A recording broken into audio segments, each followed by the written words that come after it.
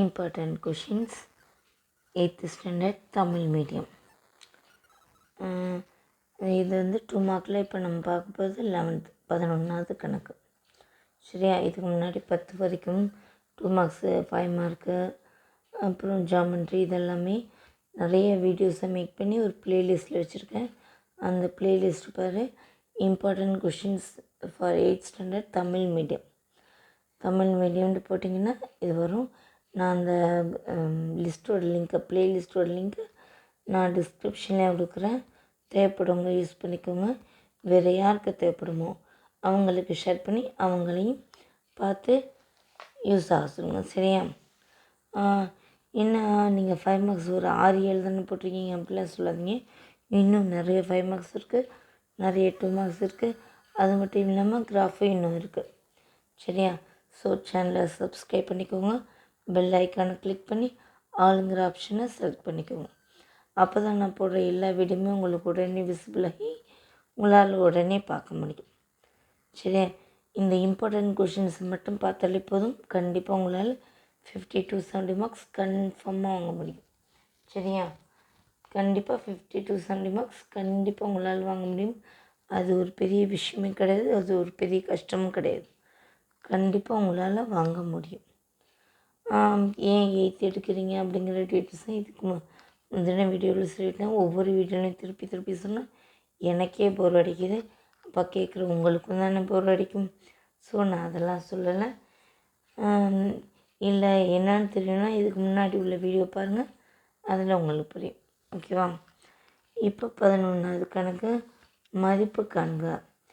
-7 power x+2 into -7 power 5 equal to -7 power 10 எண்ணில் எக்ஸை காண்க. சரியா? இப்போ இதுக்கான விடை எழுத போகிறோம். விடைன்னு போட்டு கொஷினை ஒரு தடவை எழுதணும்.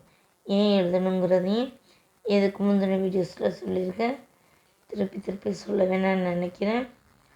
சொன்னால் எனக்கே போர் அடிக்கும். ஸோ உங்களுக்கும் அதே மாதிரி தான் போர் அடிக்கும். வேணாம். தேவைப்பட்டால் இதுக்கு முந்தின வீடியோஸை பார்த்துக்கணும். கொஷின் அப்படி எழுதாச்சு. என்ன question? -7 power x+2 into -7 power 5 equal to -7 power 10. இதுக்கு ஒரு ஃபார்முலா இருக்குது தெரியுமா? அதாவது a power m into a power n equal to a power m plus n. படிச்சுப்பீங்கன்னு நினைக்கிறேன். இதில் இயற்கணிதத்தில் இது முக்கியமான ஃபார்முலா தான். a power m into a power n equal to a power m plus n. சரியா? அதாவது எப்படின்னா இந்த ரெண்டும் சேமாயிருந்து பவர் மாறினுச்சுன்னா, இந்த ரெண்டு சேமாயிருந்து பவர் நம்பர்ஸ் மட்டும் மாற்றமாக இருந்துச்சுன்னா வர்ற ஆன்சர் என்னென்ன, அந்த பவரில் உள்ள 2 கூட்டுறது தான் இந்த ஈக்குவல்ட்டுக்கும் அந்த பக்கம் உள்ளது அப்படின்னு அர்த்தம். சரியா? இதுவும் அதே மாதிரி -7 சமமாக இருக்குது. இந்த ஏக்கு பதில் -7 இருக்குது, இங்கே ஏக்கு பதில் -7 இருக்குது, இங்கே ஏக்கு பதில் -7 இருக்குது. எம்க்கு பதிலாக x+2 வைக்குது, எண்ணுக்கு பதிலாக 5 வைக்குது.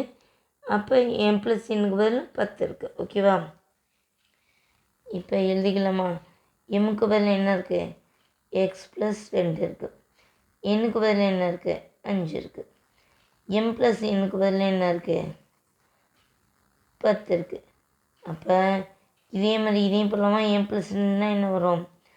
x+2 ப்ளஸ் என்ன 5.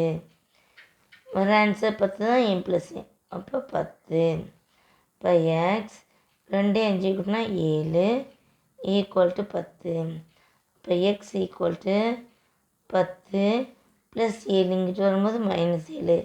ஏன்னா எக்ஸோட வேல்யூ தானே கண்டுபிடிக்க சொல்லியிருக்காங்க.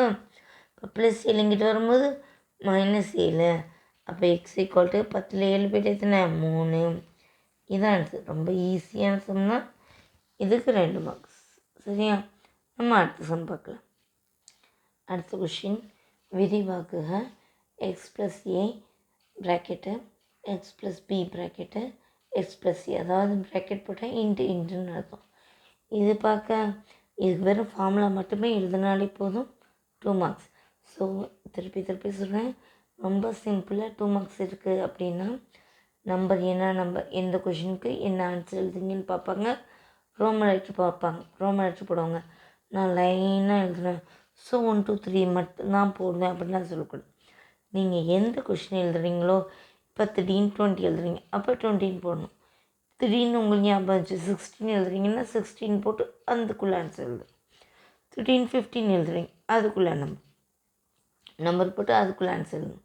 திடீர்னு 18 நினைப்போகுது, 18 நம்பர் போட்டு அதுக்குள்ளே ஆன்சர் எழுதணும். அப்படி தான் எழுதணுமே ஒழிய லைனாக 1 2 3 போடுவேன்னு போடவே கூடாது.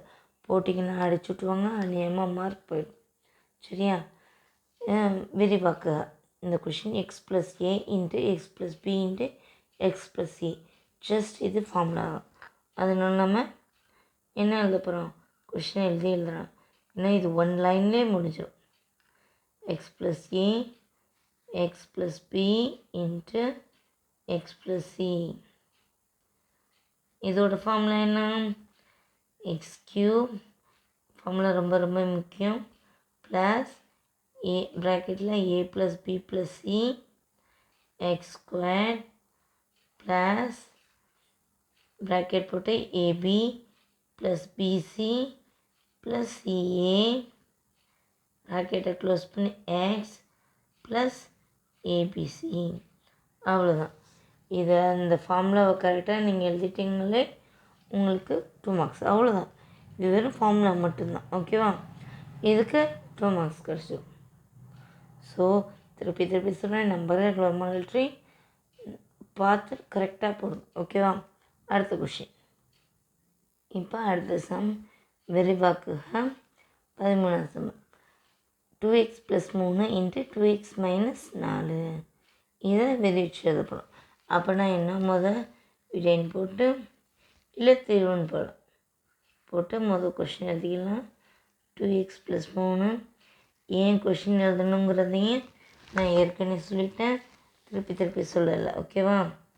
ஸோ நான் எனக்கும் போர் அடிக்கும், கேட்குற உங்களுக்கும் போர் அடிக்கும். அதனால் இப்போ என்ன பண்ணுறோம், இந்த 2xஆல் இதையும் மல்டிப்ளை பண்ணுறோம். ஓகேவா? இப்போ 2x நீங்கள் கொஞ்சம் இதாக இருக்குது, நான் அங்கே எழுதுறேன். ஏன்னா இடையில மிஸ் பண்ணக்கூடாது அப்படிங்கிறதுனால இங்கே எழுதுறேன். சரியா? 2x + 3 2x - 4. அவ்வளோதான். 2x + 3 2x - 4. இப்போ என்ன பண்ணுறோம், 2x நம்ம இதை பெருக்கிறோம். இப்போ 2x இன்ட்டு 2x. சரியா? அடுத்து இதை 2 பெருக்கிறோம். 2xஆல் இதை. ஓகேவா? என் நடுவில் என்ன குறி இருக்குது, மைனஸு. அப்போ மைனஸ். ஏன்னா பெருக்கும்போது ப்ளஸ் இன்ட்டு மைனஸ் மைனஸ். இல்லைன்னா ப்ளஸ் போட்டுட்டு அப்புறம் கூட மைனஸ் போட்டுக்கணும். ப்ளஸ் போட்டுட்டு 2x இன்ட்டு -4. சரியா? ப்ளஸ். இப்போ அடுத்து இது 2 ஏன் ப்ளஸ் தானே இருக்கு, அப்போ ப்ளஸ்ஸே போட்டுக்கணும். 3 இன்ட்டு 2x. சரியா? ப்ளஸ் இங்கே குறி மறைந்தால் தான் பார்க்கணும். இப்போ இதால் அப்போ 3 இன்ட்டு -4. சரியா? இப்போ எல்லாமே ப்ளஸ்ஸாக தான் போட்டுக்கிட்டோம். இந்த -4ங்கிறத நம்ம குறியோட இந்த நம்பர்ஸோடு போட்டுக்கிட்டோம். சரியா? இப்போ நம்பரை பெருக்கலாமா, 2 2 4. x into X x² plus தானே இருக்குது, ப்ளஸ். இப்போ 2 into 4 8 plus into minus minus -8. இங்கே வேறு எழுத்து இல்லை, ஸோ எக்ஸ் தான். சரியா? அடுத்து ப்ளஸ் 3 2 6. இது குறியெல்லாம் இல்லை, ஸோ 3 2 6.